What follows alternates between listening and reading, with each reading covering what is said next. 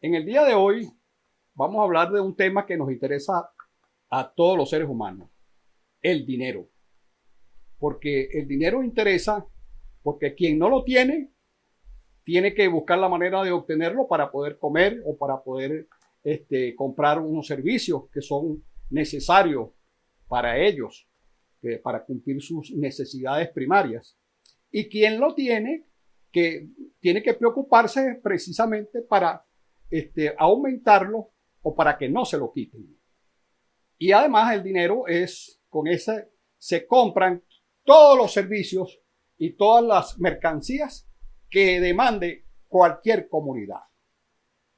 El origen del dinero está establecido históricamente en la Mesopotamia, de alrededor de 4 o 5 mil años atrás.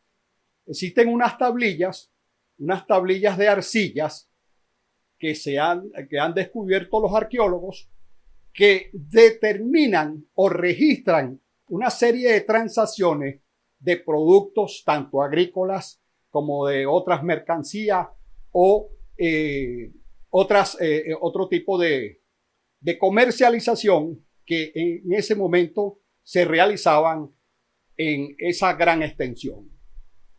Este registro de tablas de arcilla es muy importante porque la redacción era la que determinaba las reglas de juego que había que tener en cada evento comercial, en cada transacción que se realizaba, que eran esas transacciones eran tenían una logística muy grande, porque si se trataban de mercancías que debían ser trasladadas de un lado a otro, por lo general eso estaba basado en una confianza, es decir, esas mercancías se prestaban, se llevaban a otra ciudad y al llegar a la ciudad era que se pagaba en monedas o en dinero.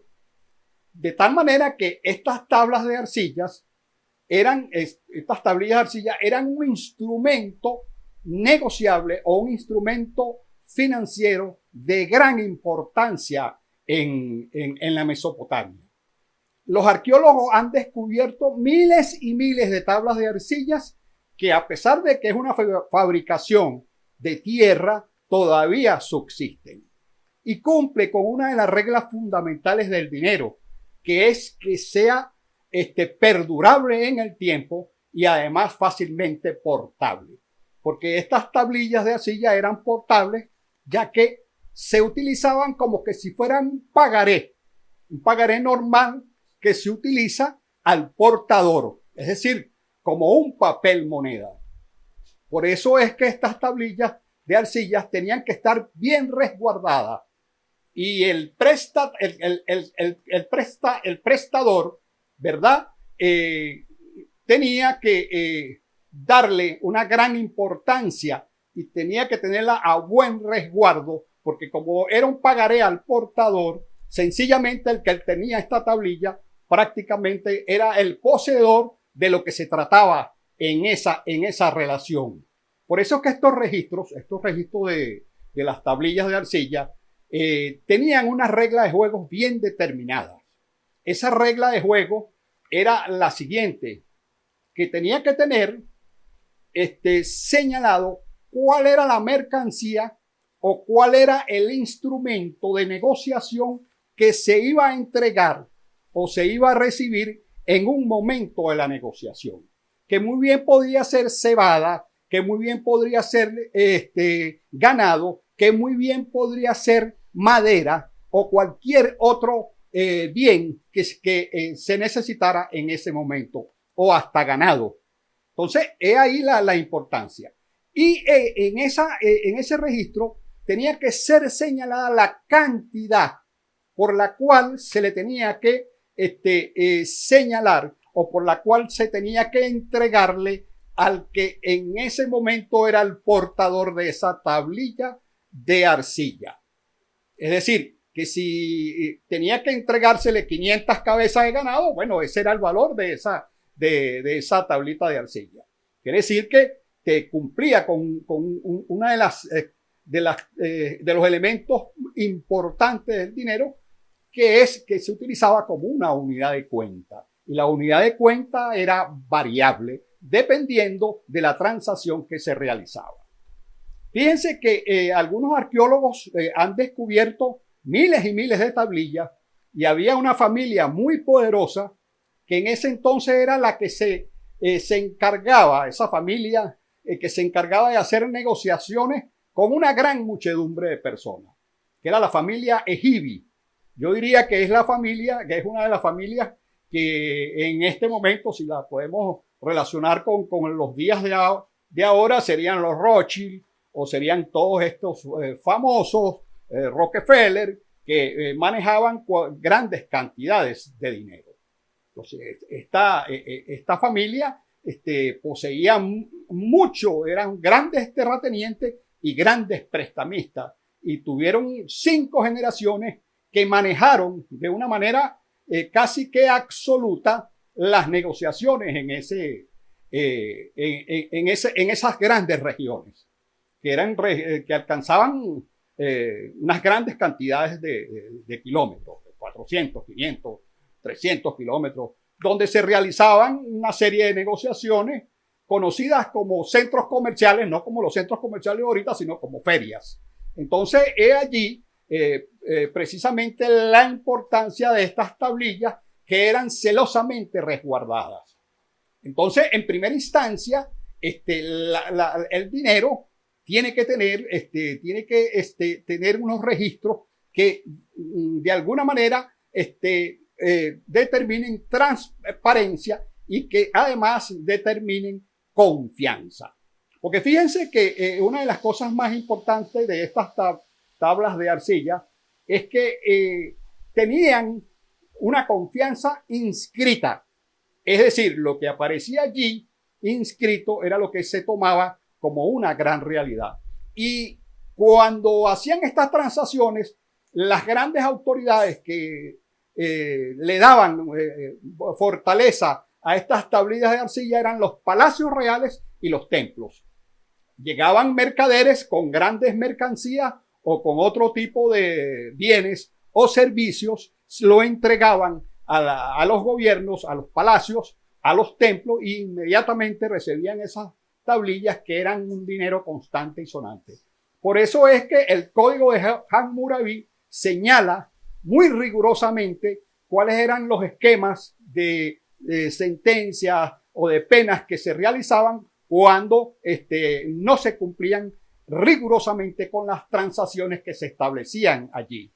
De alguna manera se podría decir que hace 5.000 años se implantó casi que de manera rigurosa o fue el precursor casi que de manera rigurosa del sistema de crédito. Pero un sistema de crédito, vamos a decir que después posteriormente agarró gran fuerza cuando el nacimiento de la banca italiana. En este caso, en Mesopotamia, en este tipo de negociaciones que se realizaban y que estaban contempladas o que estaban registradas en estas tablitas de arcilla, por lo general, lo que se manifestaba era la confianza que se tenía en las instituciones que validaban estas tablitas de arcilla, que ha demostrado tener una gran perdurabilidad en el tiempo, ya que miles de años después, arqueólogos encontraron precisamente este tipo de huella digital, de huella sobre el dinero. Entonces, esa es lo que se podría señalar como el origen del dinero en la historia. Posteriormente, pasado algunos años, siempre antes de Cristo, en el año 600 antes de Cristo más o menos, se descubrió, los arqueólogos descubrieron en el templo de Artemisa, en Efeso, descubrieron una moneda que era como una aleación de oro y plata, que se conocía como el electro, que era la moneda que utilizaban los lidios, que estaba situado precisamente en lo que es hoy la actual Turquía, en una ciudad llamada Izmir. Allí se encontraron este tipo de huellas de lo que se conocía precisamente como este tipo de moneda, ¿no? Que era una moneda con esta aleación, oro y plata, y que tenía como efigie una cabeza de león. Es ahí la importancia, el símbolo de lo que significa el león con respecto a las personas en aquel entonces, el símbolo del león. Fíjense que es muy importante tomar en cuenta en las monedas los símbolos, porque después también en la época de la Gran Grecia se manejó una moneda de plata que tenía una efigie que era de la diosa Atenea por un lado y por otro lado la de la lechuza. Otra gran moneda que se utilizó fue la moneda de plata ateniense, que tenía, por eso que le decía que los símbolos son importantes tomarlo en cuenta, porque tenía por un lado a la diosa Atenea y por otro lado a la lechuza, la famosa lechuza, que simboliza la sabiduría. Entonces, quizás se interpretaba que esta moneda, los que realizaban o los que producían o los que fabricaban o los que acuñaban esta moneda, era un símbolo de la sabiduría. No se olviden que en Grecia la sabiduría era uno de los grandes valores que se tomaban en esa cultura. Entonces, posteriormente tenemos que en el Imperio Romano, que fue un imperio que tuvo una gran duración, se utilizaron tres tipos de monedas. El aureo, que era la moneda de oro, que era la que se utilizaba para los grandes momentos y la que utilizaban para las guerras más que todo. El denario, que era la moneda de plata, que era la que se utilizaba para de negociaciones, y el sestercio, que era la moneda de bronce. Estas tres monedas tuvieron gran duración en el Imperio Romano, pero la que más duró de todas ellas es la conocida como la del denario, es decir, la moneda de plata, que tuvo gran preponderancia e incluso llegó a ser utilizada en la época del siglo 800, cuando se coronó al gran Carlomagno. Entonces, pero indudablemente uno de los grandes problemas después que Europa tuvo gran relevancia, vamos a decirlo, con respecto a este tipo de monedas, porque el Imperio Romano fue caotizándose, se produjo que hubo una gran escasez de monedas o de piedras preciosas en Europa. Esa gran escasez se fue trasladada hacia el Imperio Islámico. Y el Imperio Islámico, con sus centros comerciales, que en ese momento eran los grandes centros reconocidos como las ferias, donde se negociaba con grandes bienes, especialmente con las especias que venían de la India y de la China, tuvieron una gran repercusión y hubo una gran demanda de esas monedas, tanto de oro, plata, como de bronce, que se utilizó y que afectaron a la economía europea. Y justamente por este tipo de situación fue que se fue generando a lo largo del tiempo las famosas guerras de las cruzadas. Esas guerras de las cruzadas básicamente se utilizaron no solamente para convertir a los paganos en cristianos, sino también para incautar y traer monedas o piedras preciosas hacia Europa y lograr, digamos, las grandes comercializaciones entre Europa y Asia. De tal manera que las guerras también, las monedas o el dinero ha sido un gran financiador de las guerras, porque, y estas guerras más que todo han sido soportadas en piedras de gran valor como el oro. Más que todo el oro ha sido lo que se conoce como el dinero de la guerra, pues el nervio de la guerra, básicamente. Entonces, estas son una de las cosas que ha acontecido a lo largo de la historia con el dinero. Pero tenemos que precisamente hay un caso que es importante tomar en cuenta, que es el caso de los chinos. Los chinos en el año 221 a.C.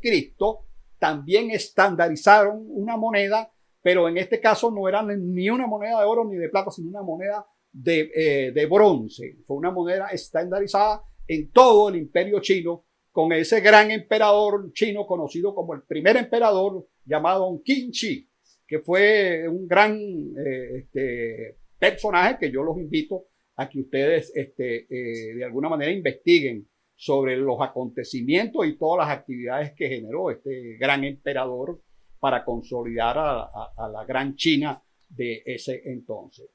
Posteriormente, una de las cosas que es importante tomar en cuenta es que la moneda, la acuñación de la moneda, tanto de oro, tanto de plata, tanto de bronce, es muy importante para los gobiernos porque es una gran fuente de ingreso. O ha sido, será una gran fuente de ingreso. Y el dinero ha sido, a lo largo de la historia, totalmente centralizado en los gobiernos o en las coronas, que son las que han fabricado y han producido o son las que han creado el dinero. Hasta nuestros días, con esta nueva, digamos, tecnología que se ha creado, que es la tecnología del blockchain, que es cuando yo lo asimilaría al registro. Por ejemplo, el famoso registro público que se está desarrollando en el blockchain es el registro de las tablas de arcilla que existían hace 5.000 años en la Mesopotamia. De manera tal que el cerebro de negociación del ser humano, del Homo sapiens, a lo largo de los 5.000 años no ha cambiado. Porque en el registro del blockchain lo que se señala es un emisor, un receptor y una cantidad de dinero, que es la que realmente se utilizaban en las reglas de juego que se habían establecido en las tablas de las arcillas de hace 5.000 años en la gran Mesopotamia, específicamente en la gran ciudad de Babilonia, que era conocida antiguamente como Babilonia la Grande. Entonces, esta es una de las situaciones que es importante tomar en cuenta a lo largo de lo que ha ocurrido con la historia o con esta breve historia del dinero. Y en el caso, por ejemplo, de las monedas romanas o de las monedas del Imperio Romano, tenían por un lado la efigie del emperador de turno y por otro lado, en la otra cara, por el reverso, tenían la efigie de Rómulo y Remo, que fueron los fundadores de Roma.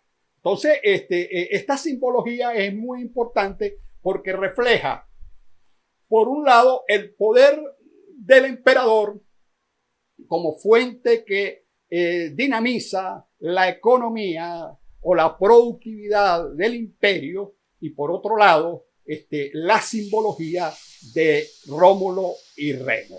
Entonces, tenemos que tomar en cuenta toda esta serie de situaciones.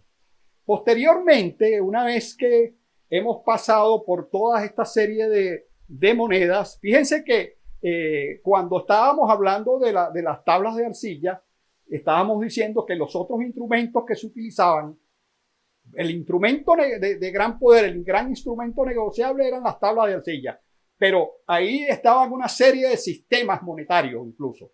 Ahí estaba lo que se conoce como la cebada, estaban los granos, estaba la plata siempre ha estado imperante a lo largo de toda la historia de lo que es el dinero, estaba el ganado. Entonces, toda esa serie de sistemas se utilizaban en este registro de cuentas.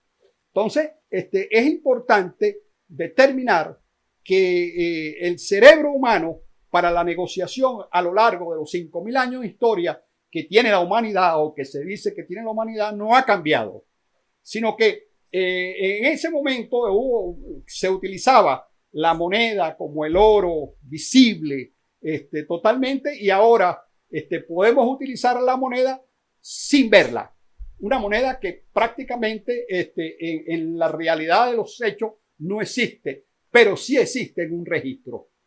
Y ese registro es una unidad de cuenta, ese registro se convierte en una reserva de valor, tiene la capacidad de tener una reserva de valor. Ese registro es portable porque usted tiene este dispositivo inteligente que lo hace portable y además es divisible, como por ejemplo en el caso de los Bitcoin. El Bitcoin tiene una divisibilidad de 100 millones de satoshi, por poner un ejemplo. Entonces, eso le da una gran sustentación como lo que se conoce como el dinero. Y una de las cosas más importantes que hay que establecer es que el dinero no es el material específico, el oro, la plata o el bronce o lo que usted quiera determinar como dinero, porque a lo largo de la historia se han hecho muchos instrumentos negociables de dinero, incluso la sal, se ha utilizado la pimienta, se ha utilizado incluso hasta la roca, hasta la piedra. Eso es importante, que lo que le da verdaderamente importancia y lo que le da verdaderamente gran relevancia al dinero es la confianza que deposita la persona sobre la institución o la otra persona en la cual se avala el dinero. Entonces, he allí una de las de lo que se considera importante para el dinero, que es una confianza inscrita. Usted, por ejemplo, ve un billete venezolano, el bolívar, y entonces usted ve reflejado que dice que es un dinero que está fortalecido o está amparado por el Banco Central de Venezuela. O usted ve que un dólar está amparado, pues bueno, solamente en Dios confío, ¿no? Como se revela ya. Pero es un dinero fiat que la única garantía que tiene es la garantía que le da el Estado. Entonces, yo los invito a que reflexionemos sobre lo que esto demanda en este momento. El dinero para nosotros los venezolanos es muy demandante porque si nosotros queremos que nos vacunen, Venezuela tiene que pagar una cantidad de dinero para que esas vacunas vengan acá. Por eso es que el dinero es necesario, porque estamos en una sociedad, estamos en una aldea global donde el gran intercambio es el dinero. Entonces, nosotros los venezolanos, que estamos precisamente aquí en Venezuela, que no nos vamos a ir de Venezuela, tenemos que estar inmersos en los estudios de la gran importancia o lo importante que es el dinero. Y hay un libro que el que tenga que pueda leerlo o que pueda estudiarlo, yo lo invito, que se llama El triunfo del dinero. Aquí se hace un estudio por Neil Ferguson, que está considerado en los últimos años como uno de los 100 hombres más poderosos del mundo. Es lo que dice el libro, ¿no? O sea, yo lo invito para que usted lo lea y usted determine. Y entonces aquí hacen una historia desde la época de Mesopotamia, que es lo que yo le estoy narrando más o menos, hasta, digamos, hasta el año 2008, que fue cuando comenzó una de las grandes crisis que hubo con el problema de la crisis del subprime. Entonces, esto es un libro muy fascinante que uno puede aprender mucho sobre este tipo de actividades. Entonces, en el próximo programa, si Dios quiere, nosotros vamos a seguir con este esquema y vamos a tratar el nacimiento, lo que se conoce como el nacimiento de la banca, que nació en Italia, y donde hubo una gran familia, que fue la familia de los Medici, que hicieron una gran escalabilidad con un instrumento negociable que fue la letra de cambio, que le dio una gran revolución a la banca, que en ese momento estaba centralizada y que por uno o dos deudores que no pagaban, la banca caía realmente en la insolvencia, ya que los grandes los grandes créditos que se daban eran a los reyes o emperadores, que si le daba la gana de no pagar, no pagaban y entonces los bancos quebraban. Entonces, muchas gracias y que Dios los ilumine.